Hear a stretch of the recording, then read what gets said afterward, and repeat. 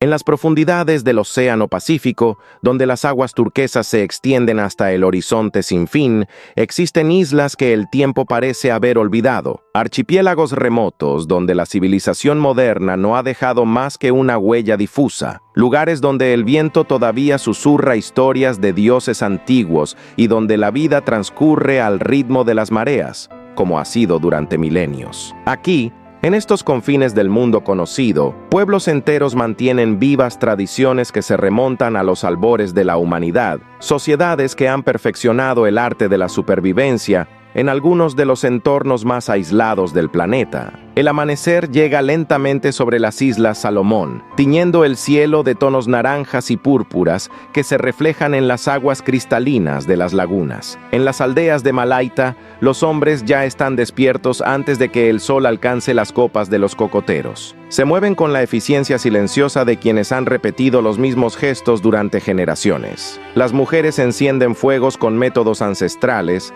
frotando palos de bambú hasta que las chispas prenden en la yesca seca de fibra de coco. El humo asciende en espirales delgadas, llevando el aroma de la madera quemada a través de la aldea que despierta. Estas comunidades han habitado estas tierras durante más de 3000 años, navegando desde Asia sudoriental en canoas talladas a mano, guiados únicamente por las estrellas, las corrientes y el vuelo de las aves marinas. Sus antepasados fueron algunos de los navegantes más extraordinarios que la humanidad ha conocido, capaces de cruzar miles de kilómetros de océano abierto sin brújula ni mapas, leyendo el mar como otros leen libros. Esa herencia todavía late en la sangre de sus descendientes, quienes mantienen un vínculo con el océano que las sociedades modernas han perdido hace mucho tiempo. La estructura social de estas tribus se sostiene sobre pilares que han resistido el paso de los siglos. En el centro de cada comunidad se encuentra el jefe, una figura cuya autoridad no proviene de la fuerza, sino del consenso y la sabiduría. Su choza, ligeramente más grande que las demás, se distingue por las decoraciones talladas que adornan sus vigas, patrones geométricos que cuentan la historia de su linaje. Cada mañana, los ancianos se reúnen con él bajo la sombra de un enorme árbol de baniano, cuyas raíces aéreas descienden como cortinas naturales, creando un espacio sagrado donde se toman las decisiones que afectan a todos. Aquí se resuelven disputas, se planifican expediciones de pesca y se transmiten las historias que mantienen viva la identidad del pueblo. El océano no es simplemente una fuente de alimento para estos pueblos, es el centro mismo de su existencia, una presencia viva que respira con ellos, que les da y les quita, que castiga y recompensa. Los hombres salen al mar en canoas con balancines, embarcaciones cuyo diseño no ha cambiado en miles de años, porque la perfección no necesita mejoras. Reman con movimientos sincronizados, sus cuerpos bronceados brillando bajo el sol tropical, mientras atraviesan las aguas hacia los arrecifes de coral donde el pez abunda. Conocen cada formación rocosa, cada corriente submarina, cada rincón donde se ocultan los meros gigantes y donde los atunes pasan en sus migraciones estacionales. La pesca no es una actividad puramente práctica. Antes de zarpar, los pescadores realizan rituales que han permanecido inalterados durante generaciones. Mastican nueces de betel hasta que sus bocas se tiñen de rojo sangre y escupen el jugo sobre la proa de la canoa, una ofrenda a los espíritus del mar que controlan el destino de los que se aventuran en sus dominios. Algunos llevan amuletos de concha marina tallada, objetos que han pasado de padre a hijo durante tantas generaciones que nadie recuerda ya quién los hizo. Las mujeres permanecen en la playa, cantando melodías ancestrales que se supone guían a los hombres de regreso a casa cuando la niebla cubre el horizonte. Las técnicas de pesca son tan variadas como antiguas. Algunos utilizan redes tejidas a mano con fibras de pandano, un proceso que puede llevar semanas de trabajo meticuloso. Otros prefieren las lanzas de bambú con puntas talladas, armas que requieren una puntería perfecta y reflejos instantáneos para capturar peces en aguas poco profundas. Los más hábiles practican el buceo a pulmón libre, descendiendo a profundidades que harían palidecer a muchos buceadores modernos, equipados únicamente con sus pulmones y su valentía. Bajo el agua, el mundo se transforma en un reino de silencio azul, donde los corales crecen en formaciones fantasmagóricas y los peces tropicales brillan con colores imposibles. Cuando los hombres regresan con sus capturas, la aldea entera se moviliza. Las mujeres limpian y preparan el pescado con cuchillos de obsidiana o bambú afilado, separando las diferentes especies según su uso. Algunos pescados se cocinan de inmediato, envueltos en hojas de plátano y colocados sobre piedras calientes. Otros se ahuman lentamente sobre fuegos de madera de mangle, un proceso de conservación que permite almacenar alimento para los días en que el mar está demasiado agitado para pescar. Los niños corretean entre los adultos, aprendiendo observando, porque en estas sociedades la educación no sucede en aulas, sino en la vida misma. Cada tarea diaria es una lección sobre cómo sobrevivir y prosperar. La agricultura complementa los frutos del mar. En claros abiertos en la selva mediante la técnica de tala y quema, los aldeanos cultivan taro y ñame, tubérculos que han sido el sustento básico de los pueblos del Pacífico desde tiempos inmemoriales. Los jardines son cuidados principalmente por las mujeres, quienes conocen los secretos de la tierra, como los hombres conocen los secretos del mar. Saben cuándo plantar según las fases de la luna, qué plantas crecen mejor juntas, cómo preparar el suelo con cenizas para enriquecerlo. Los cocoteros se elevan por todas partes. Árboles de la vida que proporcionan alimento, bebida, aceite, fibra para cuerdas y hojas para techar las viviendas. Un solo cocotero puede sostener a una familia durante años si se utiliza con sabiduría. Las viviendas mismas son obras maestras de arquitectura adaptativa, construidas sobre pilotes de madera resistente, elevadas del suelo para protegerse de inundaciones y animales. Estas casas están diseñadas para resistir los tifones que periódicamente azotan la región. Los techos de hojas de palma trenzadas tienen una inclinación perfecta para que la lluvia torrencial resbale sin penetrar, mientras que las paredes de bambú tejido permiten que el aire circule constantemente, manteniendo el interior fresco, incluso en los días más calurosos. No hay clavos de metal, todo está atado con cuerdas de fibra de coco, amarres que son sorprendentemente fuertes y que tienen la ventaja de cierta flexibilidad que permite a la estructura doblarse sin romperse cuando los vientos huracanados aúllan a través de la isla. En las islas más remotas de Vanuatu, particularmente en las regiones del interior de Tanna y Pentecostés, las tradiciones alcanzan niveles de complejidad que asombran a los antropólogos. Aquí se practican rituales que no han cambiado desde que los primeros exploradores europeos los documentaron hace siglos. El custom, como se llama al sistema de leyes tradicionales y prácticas culturales, gobierna cada aspecto de la vida. Este no es un código escrito, sino un entendimiento compartido, transmitido oralmente de generación en generación. Un tejido invisible de obligaciones, derechos y tabúes que mantiene unida a la sociedad. Los rituales de paso marcan las transiciones importantes en la vida de cada individuo. Cuando un niño alcanza la pubertad, comienza un periodo de iniciación que puede durar meses, incluso años. Los jóvenes son separados de sus familias y llevados a casas ceremoniales donde los ancianos les enseñan los secretos de su tribu, conocimientos que no pueden ser compartidos con mujeres ni con forasteros. Aprenden las canciones sagradas, las historias de los antepasados, los nombres secretos de los lugares de poder. Las pruebas físicas son extremas, ayunos prolongados, exposición a los elementos, desafíos de resistencia que empujan sus cuerpos hasta el límite. En algunas tribus, los iniciados deben pasar semanas en la selva, sobreviviendo únicamente con lo que puedan cazar o recolectar, una prueba que demuestra que están listos para convertirse en adultos capaces de proveer para sus familias. Para las niñas, las ceremonias de iniciación son igualmente significativas, aunque diferentes. Las jóvenes son instruidas por las mujeres mayores en los secretos de la fertilidad, el parto, el cuidado de los niños y las artes femeninas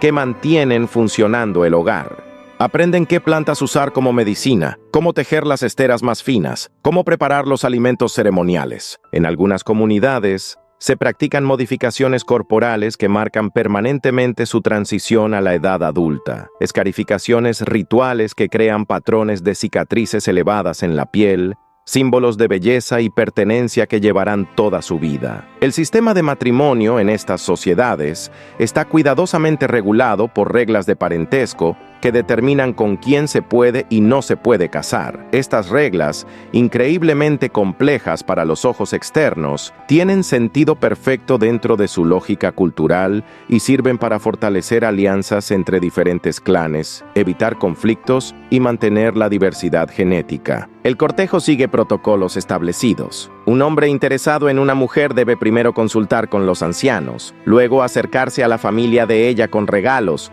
no para comprarla, como interpretan erróneamente algunos observadores externos, sino para demostrar que tiene los medios para mantener una familia. Los regalos tradicionales incluyen cerdos, que son la principal forma de riqueza en muchas de estas sociedades, esteras finamente tejidas y conchas de valor, objetos que representan horas de trabajo y habilidad artesanal.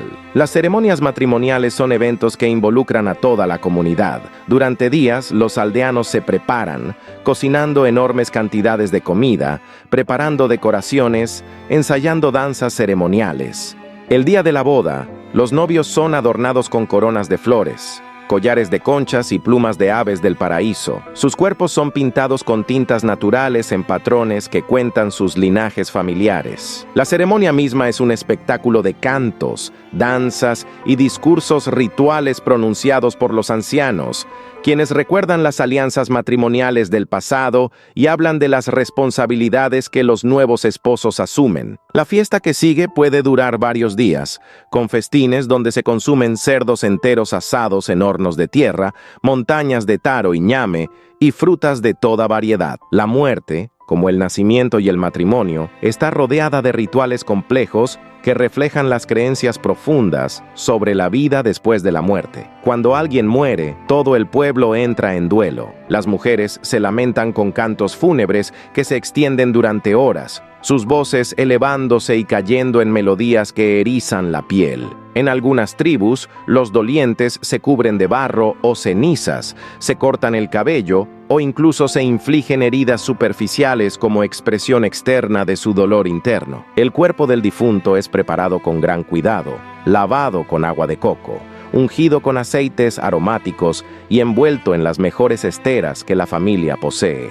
Los entierros varían dramáticamente entre diferentes grupos. Algunas tribus entierran a sus muertos en posiciones fetales dentro de cuevas sagradas en las montañas, lugares donde se cree que los espíritus de los antepasados ya residen. Otras practican entierros en el mar, colocando el cuerpo en una canoa llena de las posesiones del difunto y enviándola mar adentro, confiando en que las corrientes llevarán al muerto hacia el reino espiritual que yace más allá del horizonte. En ciertas comunidades, los cráneos de los antepasados venerados son exhumados después de un tiempo y guardados en casas de espíritus especiales, donde se les hacen ofrendas regulares y se les consulta en asuntos importantes, porque la muerte no termina la relación entre los vivos y los muertos, simplemente la transforma. Las creencias espirituales de estos pueblos son animistas en su esencia, viendo espíritus y poderes sobrenaturales en todas las cosas. Cada árbol grande, cada formación rocosa inusual,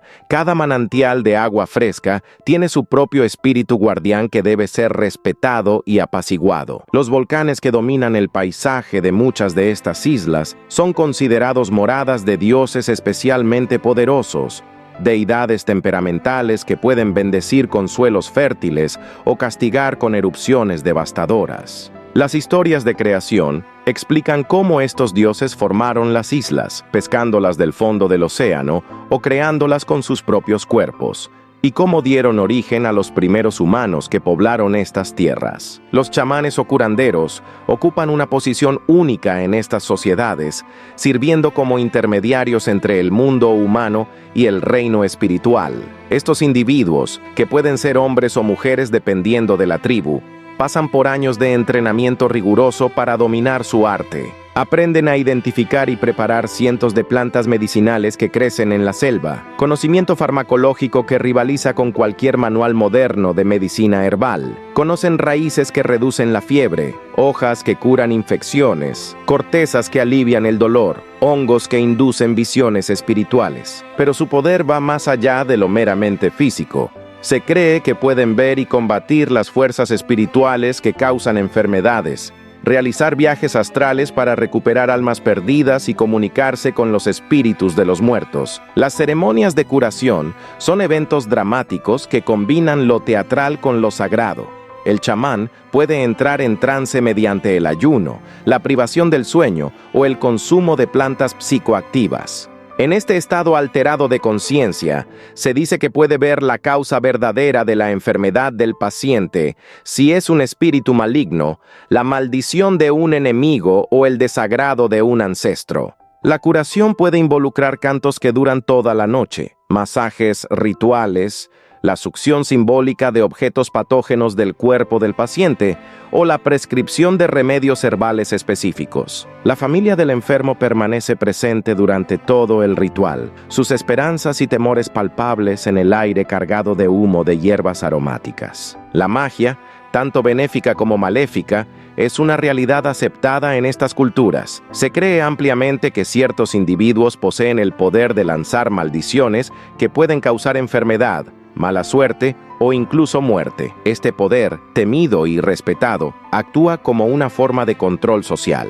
La amenaza de ser maldecido disuade a las personas de comportarse de manera antisocial o dañar a otros. Contramagias y protecciones existen en forma de amuletos, tatuajes especiales o rituales de purificación. La acusación de brujería es un asunto serio que puede resultar en el ostracismo o, en casos extremos, en ejecución, aunque tales casos son raros y generalmente requieren el consenso de toda la comunidad. En las islas Trobriand, famosas en los anales de la antropología, gracias al trabajo pionero de Bronislaw Malinowski, a principios del siglo XX, existe un sistema de intercambio ceremonial, conocido como Kula, que conecta múltiples islas en una vasta red de relaciones. Los collares de conchas rojas viajan en una dirección alrededor del anillo de islas, mientras que los brazaletes de conchas blancas viajan en la dirección opuesta. Estos objetos no tienen valor utilitario, su importancia es puramente ceremonial, pero el prestigio asociado con poseer y dar estos tesoros es inmenso. Los hombres emprenden viajes marítimos peligrosos, navegando cientos de kilómetros en canoas, no para obtener ganancias materiales, sino para participar en este intercambio que refuerza alianzas, establece jerarquías sociales y vincula a comunidades dispersas en una cultura compartida. Los viajes del Kula son expediciones elaboradas que requieren meses de preparación. Las canoas deben ser construidas o reparadas, talladas y pintadas con diseños mágicos que se cree que las protegen de los peligros del mar. Las velas se tejen con hojas de pandano y se decoran con símbolos que representan el poder y el estatus del propietario. Antes de partir, se realizan rituales complejos para asegurar vientos favorables y viajes seguros. Los tripulantes llevan provisiones de alimento seco, agua en bambúes sellados y regalos para intercambiar. El viaje mismo es peligroso, el océano abierto es traicionero, las tormentas pueden surgir sin previo aviso, y perderse en el vasto azul significa casi certeza de muerte. Al llegar a una isla anfitriona, los visitantes son recibidos con ceremonias formales. Los socios Kula, hombres que tienen relaciones de intercambio establecidas, se saludan con abrazos y palabras rituales.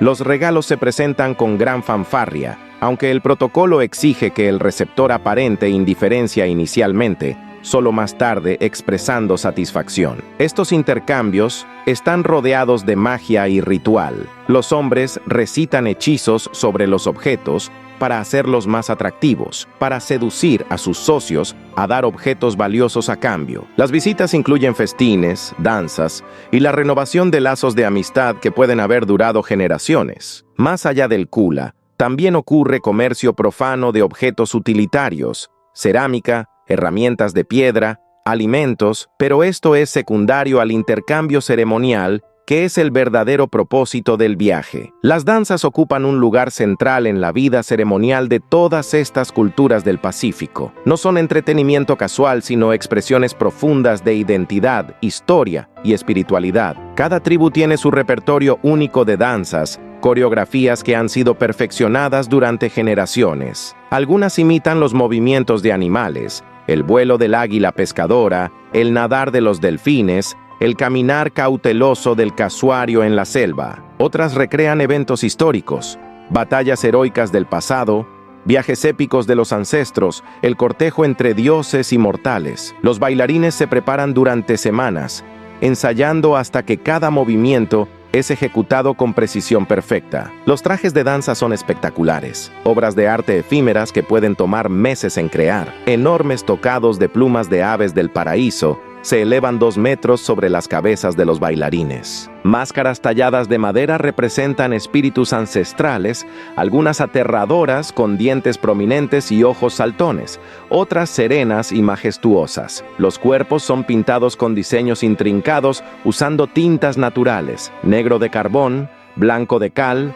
rojo de arcilla, amarillo de cúrcuma. Faldas de hierba que llegan hasta las rodillas susurran con cada movimiento. Collares de conchas, dientes de perro y huesos de cerdos adornan los cuellos y los brazos. El efecto visual, cuando docenas de bailarines se mueven al unísono, sus cuerpos decorados brillando a la luz del fuego, es absolutamente hipnótico. La música que acompaña a estas danzas proviene de instrumentos tradicionales cuyo sonido define el paisaje sonoro del Pacífico. Los tambores de troncos ahuecados producen ritmos profundos y resonantes que se pueden escuchar a kilómetros de distancia, señales que convocan a la gente de aldeas vecinas a participar en las ceremonias. Las flautas de bambú soplan melodías etéreas que parecen evocar las voces de los espíritus. Las caracolas marinas gigantes se utilizan como trompetas, su bramido profundo anunciando eventos importantes o convocando a los guerreros a la batalla en tiempos pasados. Las canciones mismas son tesoros culturales, algunas con cientos de versos que relatan genealogías completas o describen cada característica de un territorio tribal. Los cantantes entrenan sus voces desde la infancia, aprendiendo las técnicas de respiración y proyección que les permiten cantar durante horas sin descanso. El arte visual en estas culturas alcanza expresiones notables a pesar de la limitación de materiales disponibles. La talla en madera es omnipresente, desde pequeñas figuras de espíritus ancestrales hasta enormes postes totémicos que se elevan frente a las casas ceremoniales. Los artistas trabajan con herramientas simples, conchas afiladas, dientes de rata que sirven como limas, piedras para pulir. Aún así, logran detalles extraordinarios, los rasgos faciales expresivos de las figuras ancestrales, los patrones geométricos complejos que cubren la superficie de los tambores ceremoniales, las formas estilizadas de animales totémicos. Cada tribu tiene su estilo distintivo, y un experto puede identificar el origen de una pieza con solo un vistazo. El tatuaje es otra forma de arte corporal practicada extensamente, aunque los métodos y diseños varían enormemente entre diferentes grupos. En algunas culturas, casi toda la superficie del cuerpo se cubre eventualmente con tatuajes que mapean la historia de vida de la persona, sus logros, su estatus, su linaje familiar. El proceso es doloroso y prolongado. Pigmento hecho de hollín mezclado con savia se inserta bajo la piel mediante herramientas que golpean miles de veces, cada punto un pinchazo de dolor agudo. Los patrones son precisos y simbólicos. Cada diseño tiene un significado específico que debe ser ganado a través de acciones o estatus. Un hombre que ha matado a un enemigo en combate puede recibir cierto patrón, un navegante exitoso otro, un jefe hereditario tendrá diseños que solo él puede llevar legalmente. La guerra, aunque menos frecuente que en el pasado debido a la intervención de gobiernos modernos, fue durante milenios una parte integral de la vida en estas islas. Las disputas por territorio, recursos o insultos percibidos podían escalar rápidamente a conflictos violentos.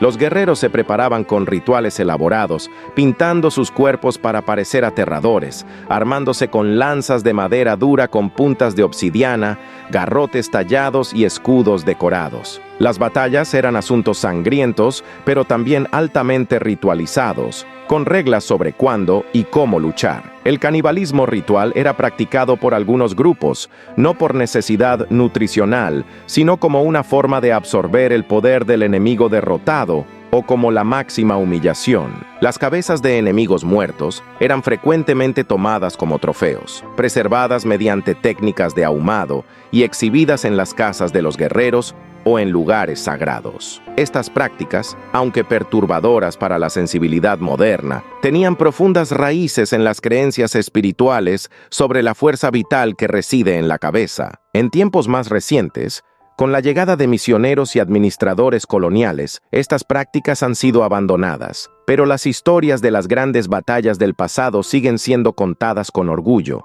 manteniendo viva la memoria de los guerreros ancestrales. El encuentro con el mundo exterior ha sido traumático y transformador para muchas de estas culturas. Los primeros exploradores europeos llegaron en el siglo XVI, seguidos por olas de misioneros, comerciantes y colonizadores. Trajeron consigo enfermedades contra las cuales los isleños no tenían inmunidad, devastando poblaciones enteras. Trajeron nuevas religiones que condenaban las prácticas tradicionales como paganas. Trajeron mercancías manufacturadas que hicieron obsoletas muchas artesanías tradicionales.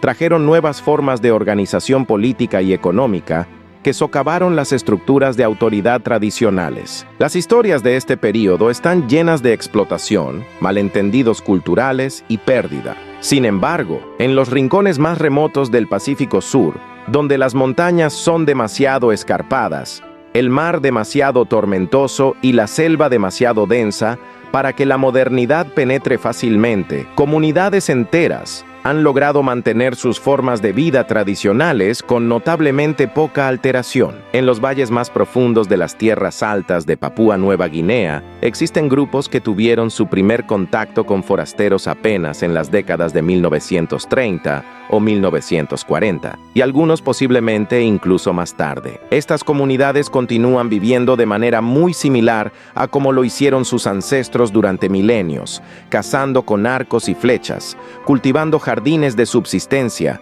organizando su vida social según principios tradicionales. Para estos pueblos, el aislamiento no ha sido simplemente geográfico, sino también, hasta cierto punto, una elección. Han visto lo que el contacto con el exterior ha traído a otras comunidades: pérdida de tierras, adicción al alcohol, erosión de valores tradicionales, dependencia de una economía de dinero que favorece a los que tienen educación formal y conexiones externas. Algunos han decidido conscientemente limitar su contacto, manteniendo visitantes a distancia, rechazando la construcción de carreteras o pistas de aterrizaje que facilitarían el acceso. Esta resistencia no proviene de hostilidad, sino de un deseo comprensible de proteger su forma de vida, su autonomía, su identidad. Las nuevas generaciones enfrentan un dilema existencial. Los jóvenes ven cada vez más el mundo exterior a través de radios transistores y, en algunos casos, contactos ocasionales con forasteros. Algunos sienten curiosidad, atracción hacia las comodidades y oportunidades que promete la modernidad. Otros permanecen firmemente arraigados en las tradiciones de sus ancestros, viendo en ellas una sabiduría y una forma de vida que vale la pena preservar. Los ancianos se preocupan de que los conocimientos tradicionales se pierdan si los jóvenes ya no están interesados en aprenderlos, que las lenguas antiguas sean olvidadas, que las técnicas artesanales desaparezcan cuando muera la última generación que las practica. La presión para integrarse a la economía global es constante. Los gobiernos nacionales, muchos de ellos formados apenas en las últimas décadas tras el fin de la era colonial, ven las tierras tradicionales como recursos a ser explotados, bosques a ser talados, minerales a ser extraídos, tierras a ser convertidas en plantaciones comerciales. Las compañías madereras y mineras negocian con líderes locales, ofreciendo pagos y promesas de desarrollo a cambio de acceso. Estas negociaciones son frecuentemente desequilibradas, con comunidades que carecen de comprensión sofisticada de contratos legales, encontrándose despojadas de sus tierras ancestrales con poco que mostrar a cambio, más allá de algunos empleos temporales y daño ambiental permanente. A pesar de estos desafíos, existe también un movimiento creciente de revitalización cultural. Jóvenes educados que salieron para estudiar en ciudades regresan con nueva apreciación por las tradiciones de sus pueblos, reconociendo que poseen algo precioso que el mundo moderno ha perdido: un sentido de comunidad, una conexión profunda con la naturaleza, una espiritualidad arraigada en el lugar. Trabajan para documentar lenguas, grabar historias orales, enseñar artes tradicionales a la siguiente generación. Algunos buscan formas de desarrollo que respeten las tradiciones. Ecoturismo manejado comunitariamente, que permite a visitantes experimentar aspectos de la cultura tradicional mientras proporciona ingresos. Cooperativas de artesanía que comercializan productos tradicionales sin comprometer su significado cultural. Sistemas de gestión de recursos naturales que combinan conocimiento ecológico tradicional con ciencia moderna. La realidad es compleja y matizada. No se trata simplemente de tradición versus modernidad, aislamiento versus integración. Las culturas nunca han sido estáticas. Han evolucionado continuamente, adoptando nuevas prácticas, adaptándose a circunstancias cambiantes, mientras mantienen continuidad con el pasado. Los pueblos del Pacífico Sur tienen derecho a determinar su propio futuro, a elegir qué aspectos de la modernidad adoptar y cuáles rechazar, a navegar su propio curso entre los extremos del aislamiento total y la asimilación completa. Lo que estas culturas ofrecen al resto de la humanidad es invaluable. Representan formas alternativas de organizar la sociedad, de relacionarse con el ambiente natural, de encontrar significado y propósito en la vida. Sus sistemas de conocimiento ecológico tradicional contienen siglos de observación cuidadosa del mundo natural, información sobre el comportamiento de especies, patrones climáticos, propiedades medicinales de plantas que la ciencia moderna apenas está comenzando a documentar sistemáticamente. Sus estructuras sociales demuestran que son posibles formas de organización humana basadas en reciprocidad y cooperación en lugar de competencia y acumulación individual. Sus cosmovisiones animistas ofrecen una alternativa a la alienación de la naturaleza que caracteriza mucho del pensamiento occidental moderno. Mientras el sol desciende sobre el horizonte del Pacífico, tiñendo las nubes de tonos carmesí y dorado, las aldeas se preparan para la noche. Los fuegos se encienden uno a uno, iluminando los rostros de las familias que se reúnen para compartir la comida del día. El aroma del pescado asado y de los tubérculos cocidos se mezcla con el humo suave de la madera, creando una atmósfera que ha sido la misma durante miles de años. Los ancianos se sientan en círculo, rodeados de niños que escuchan con los ojos muy abiertos. Sus voces, graves y pausadas, relatan historias de tiempos antiguos, viajes imposibles a través del océano, dioses que caminaban entre los humanos, batallas legendarias, espíritus que aún habitan en la selva y en el mar. Estas historias no son solo entretenimiento, son la memoria viva de un pueblo, el hilo invisible que conecta a cada generación con todas las anteriores. En estas comunidades, el pasado no es algo lejano ni abstracto. Vive en cada palabra, en cada canción, en cada ritual. Vive en las manos que aún saben tallar madera sin herramientas modernas, en los pies que conocen los caminos de la selva sin necesidad de mapas, en los ojos que leen el comportamiento del océano como si fuera un lenguaje secreto. Mientras el resto del mundo avanza a una velocidad vertiginosa, estas tribus continúan existiendo en un equilibrio frágil pero profundo con su entorno. No porque rechacen el futuro, sino porque han aprendido algo que la civilización moderna parece haber olvidado: que la verdadera riqueza no está en lo que se posee, sino en lo que se comprende, se respeta y se preserva. Estas comunidades no son reliquias del pasado, son testimonios vivos de lo que significa ser humano en su forma más esencial. Nos recuerdan que antes de las ciudades, antes de la tecnología, antes de los imperios y las fronteras, existía una relación directa entre el ser humano y la naturaleza, una forma de vida basada en la cooperación,